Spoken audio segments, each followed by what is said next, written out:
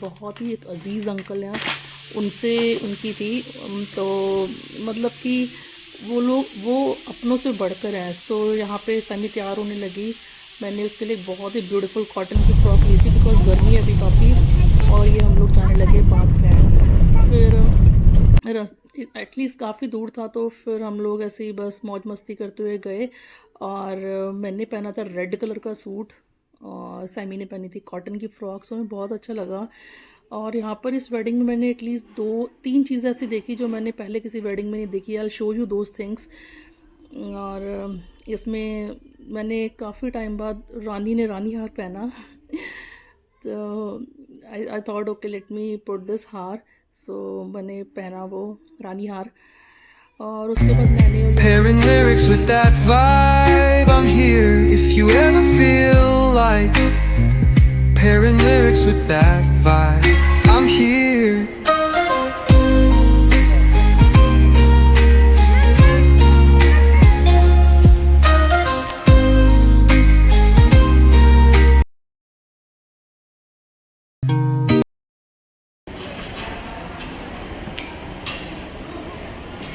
और ये हम पहुंच गए अंदर। डेकोरेशन इतनी मस्त थी, मतलब इतनी ऑसम डेकोरेशन की हुई थी। एवरी टेबल डेकोरेटेड था।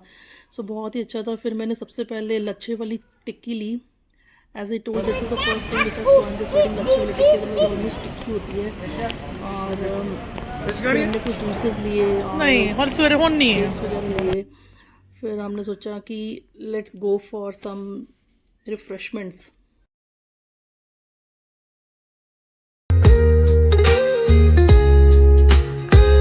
If you ever feel like pairing lyrics with that vibe, I'm here.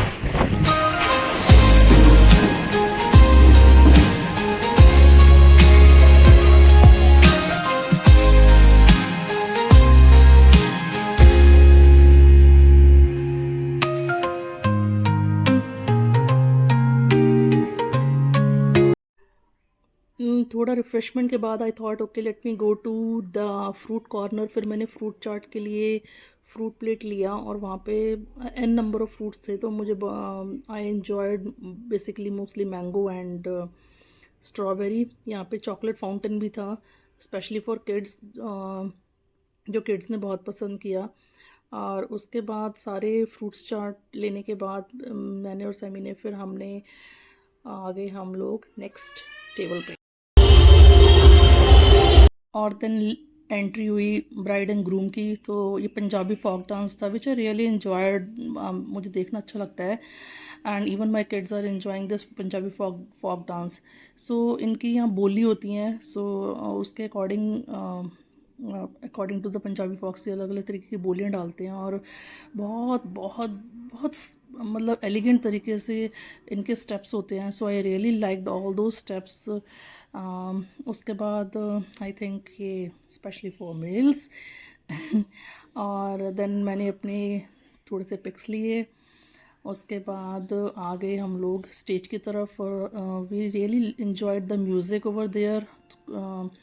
फिर ये देखो ये एक मैंने और हम लोग लंच करने बैठे थे। बहुत ही इतना डेकोरेटिव टेबल था। सो एज़ यूजली वेडिंग्स में ऐसा होता नहीं है। सो उसके बाद मैंने और सैमी ने कुछ पिक्चर्स लिए।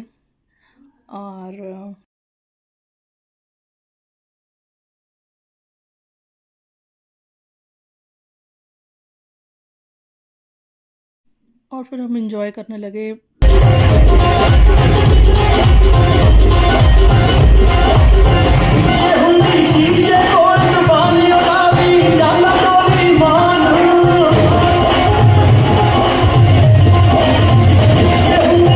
वजह से मैं वेडिंग में गई थी। ये फिर आगे हम लोग लंच की तरफ। You name it and they have मतलब इतनी डिशेस थी, इवन इतनी ज़्यादा डिशेस थी। Veg non veg, in fact non veg में ही चिकन, मटन, फ़िश, एवरीथिंग था। और सो बहुत ज़्यादा अच्छा लंच लगा मुझे। और हमने आई रियली और बेसिक चीज़ें भी थी, सिंपल दाल से लेके मटन तक था, बकरा तक। सो बहुत अच्छा लगा सारा वहाँ पे। बिरयानी था। So I enjoyed biryani actually, chicken biryani and वहाँ पे वेज बिरयानी थी, सो सब अच्छा लगा वहाँ पे।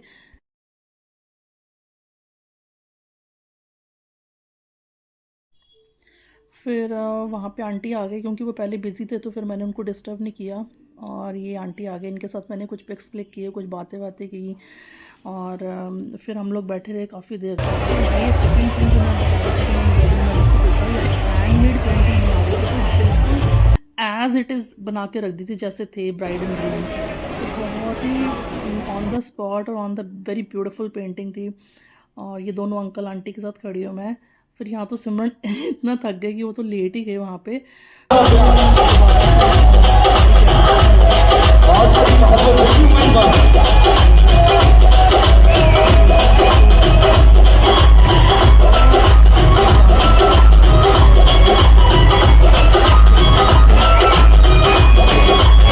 बहुत सारे।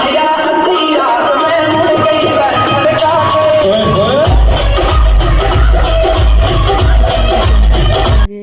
मुझे सैमी से भी मिलवाओ, तो फिर हमने मिलवाया, हमने पिक्स क्लिक किए, बहुत सारी पिक्स क्लिक की। फिर लास्ट में जाके पेंटिंग कंप्लीट हुई थी।